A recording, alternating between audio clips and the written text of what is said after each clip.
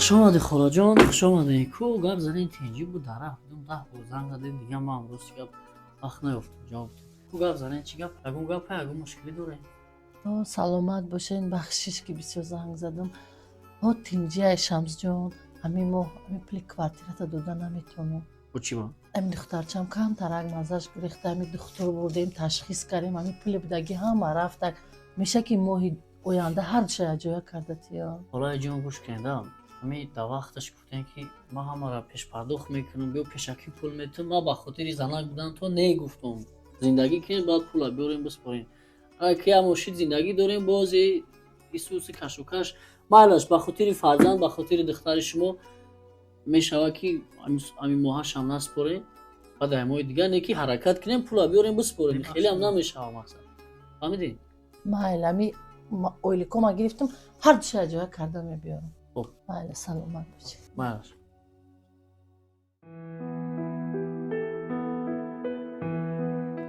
اینا دختر جون همسایه مربای چی آورد؟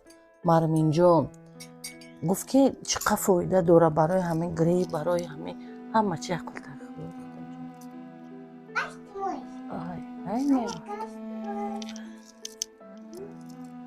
باید برای فرزندت بچم نغز باشی. خدا نغز احتیاط کنی نگاه کنی که فرزندت یا من نگاه کردن نمیتونم بچم هرچند نگاه هم کنم رنگی تو نگاه کردن نمیتونم با جای مادر همین میگن که خونه نخر و همسایه خر نکی اجارشین هم باشیم نکی همسایه روش زنکای نغز بوده دخترم.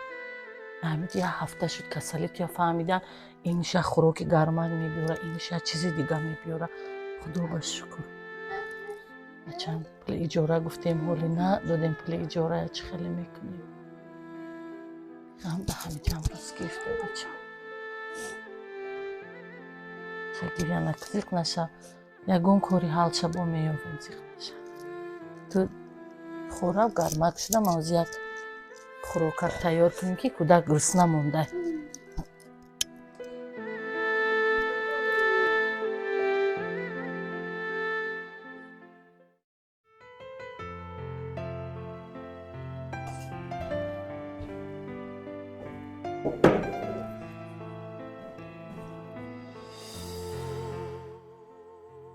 خاله سلام علیکم. السلام علیکم. میگم خاله تینجی یک روز میای کاردا یک روز نمیای. تینجی بچه جان همین یک قریب یک دو هفته میشه همین دخترچم هم ازش گریخته حرارتش بلند شد. اخی یک کسم در خونه در کاره که باید نگاه کنه نخ شد خدا با شکر. ای پگه دیگه هر روز کار داریم دادر جان. خاله مرا گوش کن. ای پگه میتونی که دیگه کاردا نیای. چه برایش خاله؟ همین؟ برادر کامera داری؟ او اکا. بچه به من یک چیز بگو. دوستانی عزیز شما میدونستین که ای صابونی خریدگیتون ای شامپونی خریدگیتون ای دوخی خریدگیتون هر ماه 3000 تا 15000 تومانی پول به دست میارین اویلیک میگیرین. بعد دقت خواهران مادران و پجانکو میرسونم که شرکت فابلیک برای هر یک شما شرایط خوبی کاری فراهم آورده که شما میتونین در خونه‌تون نشسته خونه نوبر اومده توسط تلفن موبیلیتون در یک ماه 3000 تا 15000 تومانی کار کنین. برای با کار قبول شدن دیپلم لازم نیست، زبان‌های خارجی را دانستن لازم نیست. دانشجو دخترکا 100% میتونید کار کنین. اپایی که در کارخانه‌های دولتی کار میکنین شما را هم 100% میتونید که کار کنین و هر ماه معاش خوب به دست بیاریم. برای با کار قبول شدن شما چیکار میکنین؟ رقم‌های بالای اکران دایرکتری شرکت فابلیک اپای دیلافروز بانو در اینو میرا جمالی ابراهیمی مراجعه میکنین. اپای ما تمام نزدیکی کارا نقطه به نقطه شما را میفهمونه یادتون میته و شما را میتونین که پول خوب به دست بیارین. و انا گفتن همون هر یک نفری که کوشش بکنه در مدت 2 ماه 3 ماه دایرکتری شرکت فابلیک میشوه او در جانب شرکت فابلیک 20000 تومان توفه کرده میشوه. این چونین یک چاله طلای دیگه ای حساب اپای دیلافروز بانو تقدیم کرده میشوه. همه کسا واتساپ اپای دیلافروز بانو در اینو دو درکتون مینویسین. خاله سلام علیکم. السلام علیکم. میگم خاله تینجی یک روز میای کاردا یک روز نمیای. تینجی بچه جان همین یک قریب یک دو هفته میشه همین دخترچم هم ازش گریخته حرارتش بلند شد. اخی یک کسم در خونه در کاره که باید نگاه کنه نخ شد خدا با شکر. ای پگه دیگه هر روز کار داریم دادر جان. خاله مرا گوش کن. ای پگه میتونی که دیگه کاردا نیای. چه برایش خاله؟ همین؟ دخترت که سوز شد حال نی پرابلمو تا یعنی ما که کردی مرحمت اینا با بیخورده امیدی خولا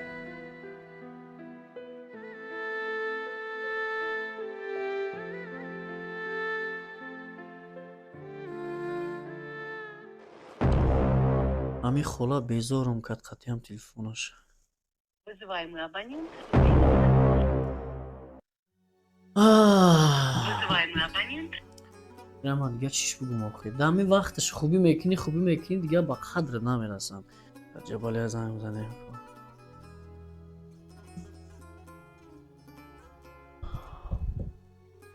Алло, Раҷабали? Сози тинҷӣ? Мешавад шукри Худо. Куҷо даӣ?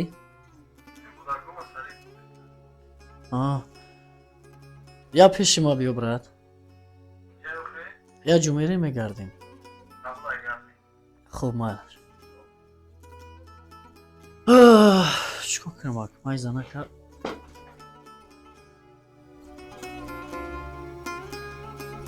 ай худо ба шукр ки нағз шудӣ духтарҷон. Дига зиқ нашав, дига фикр накун. охи ҳами чашм кушоби якту бева нашудӣ духтарон. ҳами олампури бева шуда. Ҳами я беномус рафтагиш ҳамо беномус. Дар кор нестаям хел марди беномус. Чӣ ғам мехӯрӣ? Ҳами як кӯдакакта калон мекунем, нигоҳ мекунем. Зиқ наша. ина манама кор пеш кард. мебахшед очаҷон, дарди сари шумо шудам. Не дарди сар нашуд духтар. Ту нақс шав? Бо ман мебурам ягон ҷои дига кор меёвам. ҳеҷ гап не. Кунашам фақат.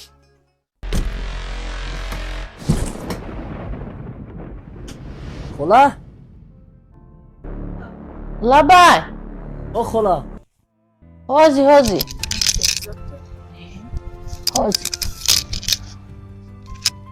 Ҳозӣ ина. Хола? Лабай. Салому алейкум. салом алейкум Созен хола. Чӣ гапай худаш? Шумо дамора мазоқ мекунед, масхара мекунед. Медонед чанд қа гузашт айбан. 10 бор занг задем телефонови киштагӣ ҷавоб наметан. Хола, ман ба шуморо ягон маймун нестам, маймун бозӣ мекунам. 1 моҳаш гузашт. Ина 2 моҳаш 1 ҳафта гузашт. Ма 1 ҳафташи телефон кардесам, телефони шумо киштагӣ аст. Чӣ кор мекунед шумо? Меспорем пула ё намеспорем? Шамсиҷон бахшиш, ман телефонма накуштам. Фурӯхтам бачам. пули дорӯи духтарам нарасид.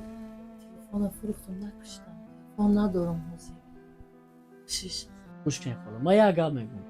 ҳозир нигоҳ кунед. ҳозир вақти хифтан шид. ҳозир ман мерам хифтана мехонам.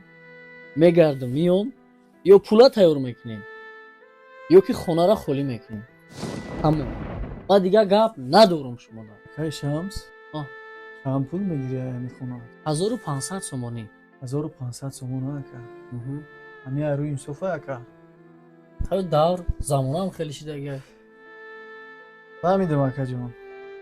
ҳами хола айночориша омадаи дар ҳамиҷа зиндаӣ кардесай. айнодориша омадаи дар ҳамиҷа зиндаӣ кардесай.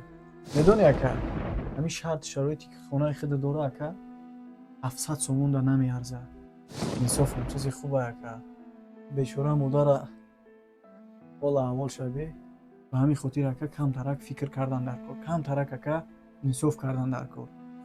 ҳамамон алҳамдулилло намоз мехонем, леки фикри қабул карданашам кардан дар кор. ман рости гап ҳайрон мешам.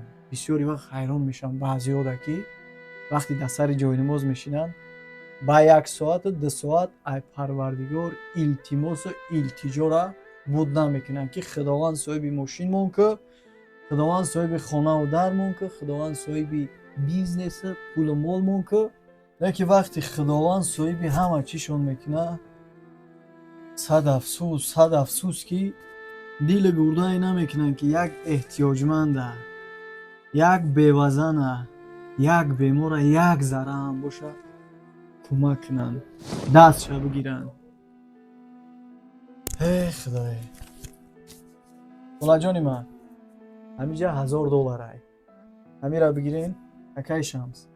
$500 دیگه تون میتم 10 ماه می خولا جان این حساب ما آرام و سوده در همینجا زندگی کنم فهمیدین خولا جان مرحمت نه بچه جان خولا جان بگیرین ای شیری مادرتون به حلال نصیبتون کنم فقط در حق ما دعا کنین که خداوند سلامتی ما را نگهبان باشه خداوند پدر و مادر ما را نگهبان باشه